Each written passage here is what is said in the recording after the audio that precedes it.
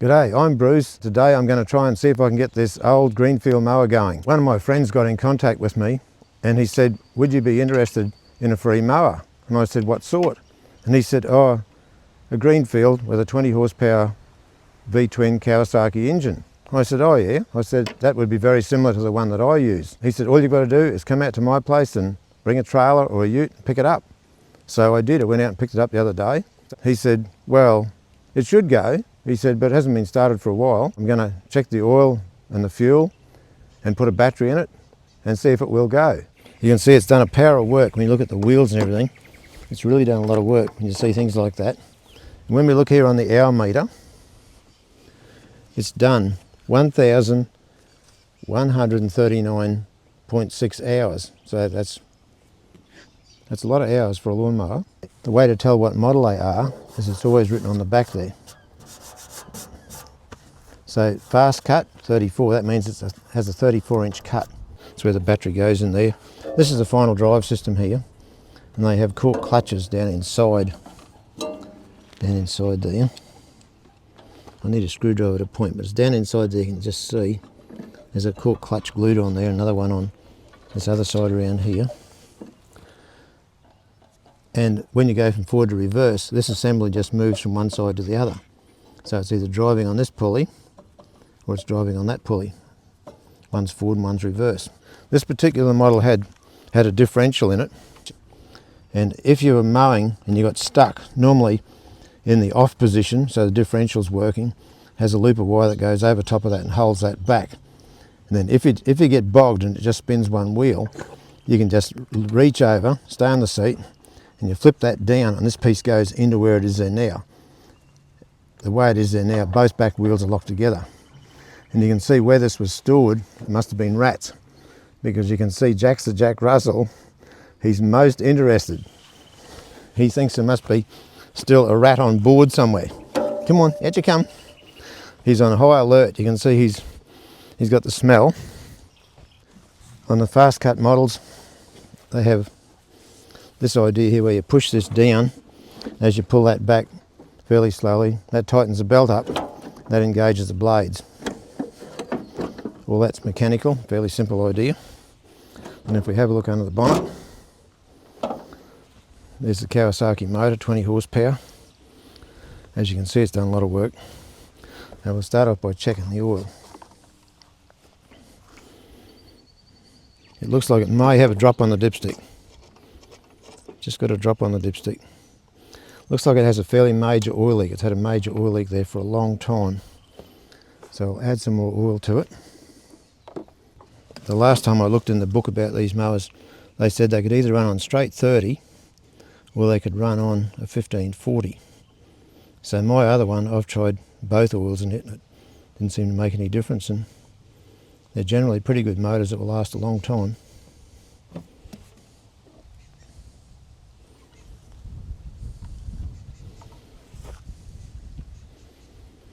Just above the mark, it's going to need more than that.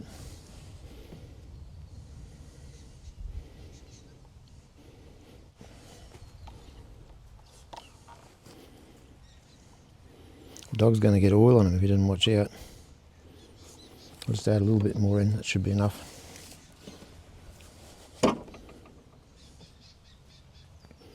These mowers, made in Brisbane, which is the capital of Queensland in Australia.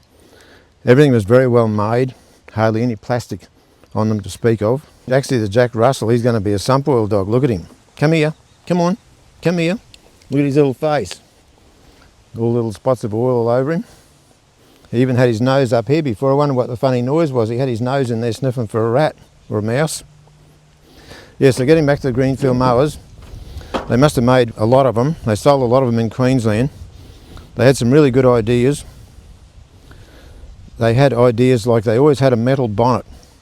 Any of the parts that were painted always had a zinc coating on them. You can see here they had a zinc coating, so even if the paint got scratched off them, they still didn't rust. This is a forward and reverse pedal. It's pushed down on the top for forward, the other way for reverse. They had another feature which worked out pretty good too. These would go the same speed in forward as reverse, whereas a lot of other mowers with forward and reverse on the pedal, they'd go a lot faster in forward than they would in reverse. And they were very slow. Some mowers too, you had to take your foot off one pedal and put your foot on another pedal to go from forward to reverse. Well, these are much easier than that. You can just forward and reverse, more simple. Next thing is we'll put some fresh fuel in it. It looks fairly clean in there. It is low on fuel. I'll get some more fuel and put in.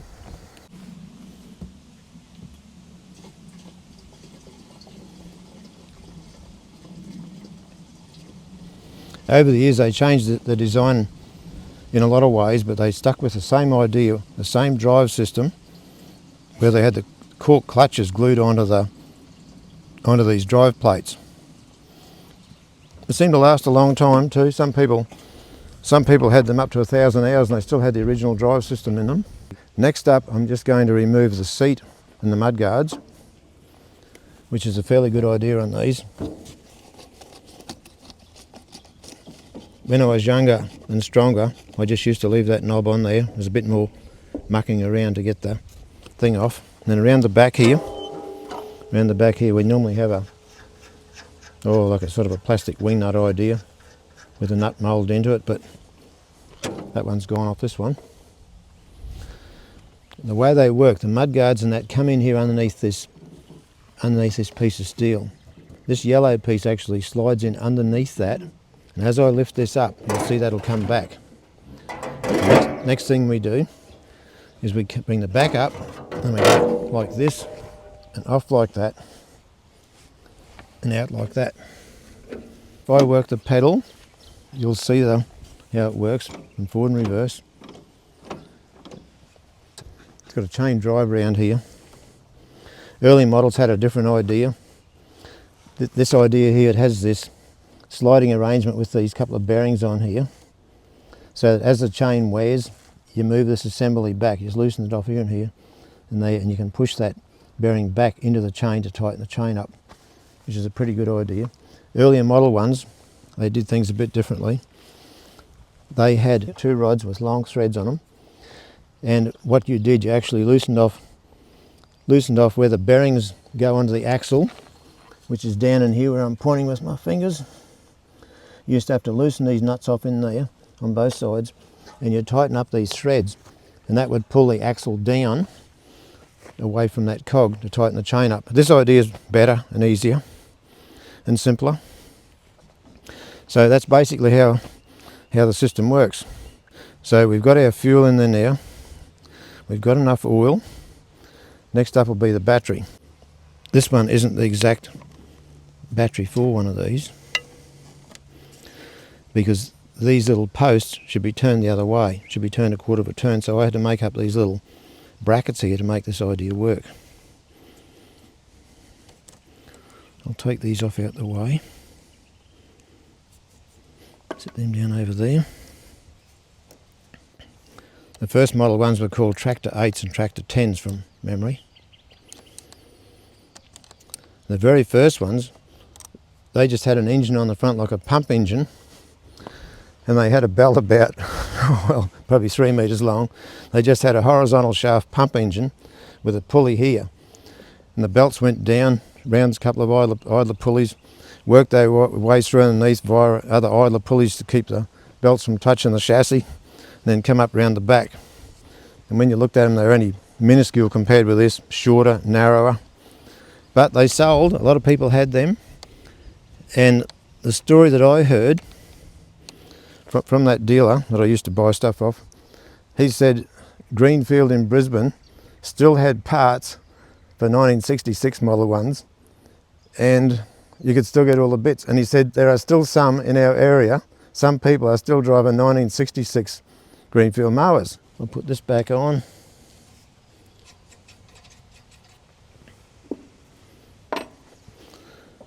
And that back on there. I just hope this assembly isn't stuck in one way or the other. I'll give that another bit of a wriggle to try and centre it. That should be centred. Both of these discs should be free there now. Looks like they're both free, so it's not going to take off on me. We're going to see whether it's going to turn over or whether it's going to do anything. here we go, see what's going to happen. Not much.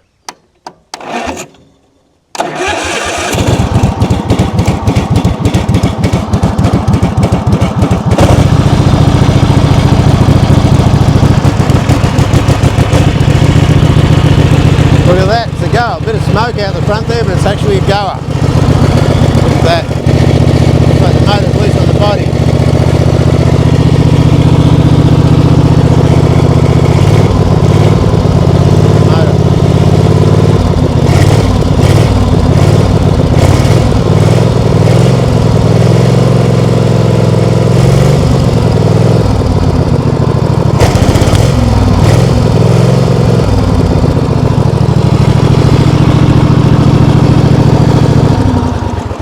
That's a pretty good ad for Kawasaki engines. A pretty good ad. I thought it might have even been flooded or whatever, because where the fellow lived was out on a dirt road and it was pretty rough and whatever, and I never even looked to see if the fuel was on or off or whether there was any fuel in it. He just said, well, here's the mower, I'll help you load it. I've got the ramps here, so we just got her and pushed her on. Some people used to say if you're travelling on rough roads or whatever and you have any of these mowers and the fuel's still turned on, that the vibration, the rough road and jumping around in a trailer, which is probably rougher than a ute, that they can flood and you can have trouble starting, or the fuel from the tank can all end up, half it can end up in the engine by the time you get to where you're going. But obviously this one hasn't done that. And when you look down there and you think, wow, the amount of work it would have done. It did blow a bit of smoke on startup, but I thought it might have been worse. I couldn't hear any big ends rattling, but I suppose it's got a fairly noisy exhaust on it. So that's the story with that. So I'll put the seat back on and just see if it will move. Over the years too, Greenfield had all these different ideas with these things to engage the blade. Some of them you had to bring this back and you had to hook it round and come out sideways a bit to drive it like that. They had other ideas around about 1990. They must have employed a couple of engineers, and within about 2 years they had all these different designs. Some of them had a pixie little handbrake here which worked quite well. Some of them had the deck lift lever over in here, and some of them actually had the blade engagement over here. So they had 2 levers. Some models only had 1 lever. They tried all these different things. They even had a different handbrake setup than what this is. You push that forward, and then see, it can only go so far either way. It just has a cutout piece. As time went by, changing the belts, they used to have like shrouds around the pulley coming off the engine, where you have 2 belts, and they'd have these shrouds bolted on. Your belt would never come off. The belt would have to be well and truly shredded before it dropped off the pulley. Then as time went by, they thought the dealers would have got onto the company that made them and said, this is just taking us too long. It's too much trouble to change the belts, especially if the bolts and that got a bit dry and rusty. So then they had another idea where you could just reach underneath there, and they had just a bit of 1/4 inch round bar, 6mm round bar bent up. You could just reach in, you could just drop the belts off in seconds. And the front of the deck has always got to be lower than the back. That's the way they cut the best. See how look at the shape of the deck over here near the dog's nose. See how that piece is higher than the rest of the deck. And that makes a huge difference. If you're cutting long grass, normally that blade, the spindle's probably bent up or the blade's bent up. Normally that blade's down there. So it can actually get the angle of attack on the grass is much better. Later model stuff, they have the deck comes down here somewhere and the blade's up in underneath. It's probably a safety thing. They probably think if they're going to throw a blade that the blade can't get out. It's going to hit the side of the deck. But this idea, you can cut grass 3 foot high, 1 metre high, and you can just get one pass, give it a good clean cut. Most times the handbrake too, if you're doing this on your own for the first time, you've always got to watch out for the handbrake. You've got to get over top of that, but away from the handbrake, come down, wriggle that around. That's gone underneath that plate. By the time that's gone underneath the plate, I've got to take the nut off the back here that I put back on so I didn't lose it.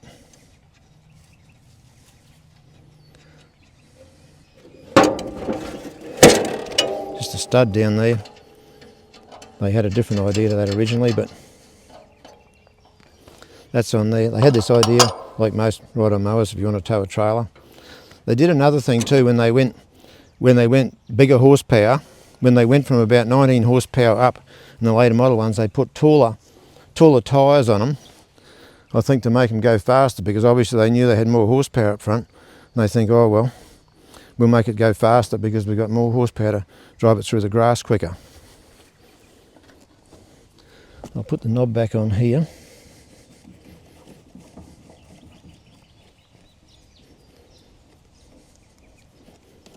They must have bumped into a few things on the nose there, because normally that will close down without touching the steering wheel.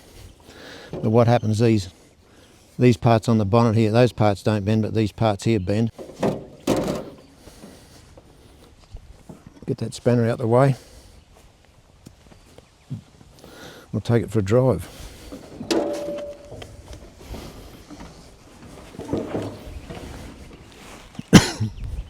The seat's a long way forward, but I have got long legs.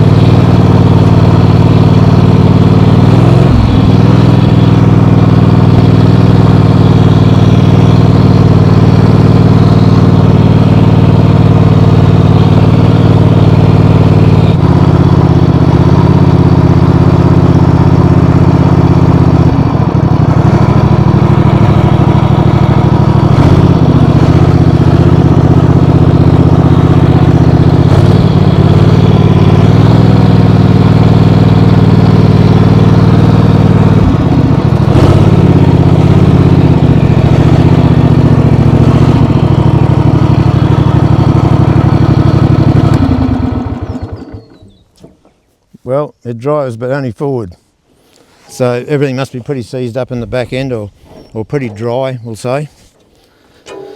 You can get in here, but you can't do much work through here. It's only just an opening where if you want to check your battery, or most times too you've got to pull the seat off too, because they have a band. If you want to change the battery, they have a band that comes up and goes down through here to hold the battery in. In here, that's reverse on that side, so that must be slipping. That isn't pushing hard enough on that pulley for whatever reason. This side is working when I go forward. You used to be able to buy the corks for $25 each and just get some bare contact. Usually in a pressure pack can made the job a bit easy. And you just get a wood chisel, clean the old cork off the disc, spray it with bare contact, have your cork, just a circle of cork there, spray it, wait a couple of minutes till they went a bit tacky, and just very carefully settle the cork down on the disc. Put them on something hard and level overnight, and put a brick on their back to make sure that everything's nice and, what would you say, nice and level, so it wasn't lumpy. And then put them back on the next day and away you go again. You can see these things are easy to maintain. Any handyman can actually pull them apart and work on them. So, and they just keep going. One time I was at a swap meet on the north side of Bundaberg. Anyway, there was a lady there that used to advertise on Facebook. She was like a lawnmower wrecker. She knew a fair bit about mowers. So anyway, I goes over and I'm talking to her. And I said, would you have any greenfield parts? And she says, not really. And I said, oh, I thought you'd have heaps of greenfield mowers. She said, I've had them. She said, I've bought them off people. And other people come to me and say, oh, can we buy the mower? And she'd say, oh, I don't really want to sell it. I just want to sell the parts. And they'd say, oh, look, you know, we'll pay good money. And she'd say, oh, but it needs another engine, or the drive system isn't working properly. And she'd end up selling them the whole mower where it was going to be parted out. They'd take the whole mower home to get it going again. So that's why a lot of those real old mowers, old greenfields, would probably still be out there working somewhere. Well, the mower started and drove only in forward, not reverse. And I see it's only got one blade on the spindle underneath, so I don't think it would cut too much with only one blade. I think it would be vibrating pretty badly. So the Jack Russell, he's had a good time. He's been running around sniffing everywhere he possibly can, and he's sure there's got to be a rat or a mouse around there somewhere. So until next time, thanks very much for watching.